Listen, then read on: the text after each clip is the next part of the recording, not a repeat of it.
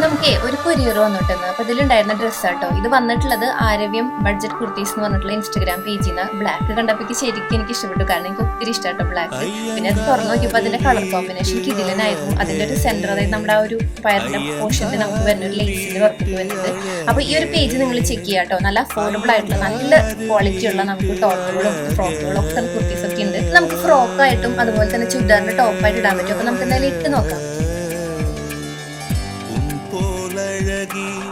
பிறக்கவும் இல்லை, இனிமேல் பிறந்தால் அது நம் பிள்ளை.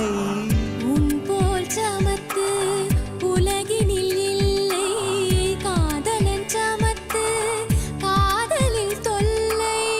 அறியாமைதான் இங்கே பேரின்பம் அன்பே, காதலின் வகுப்பில் மாணவன் தான் பண்டிதனை ஐயங்காரு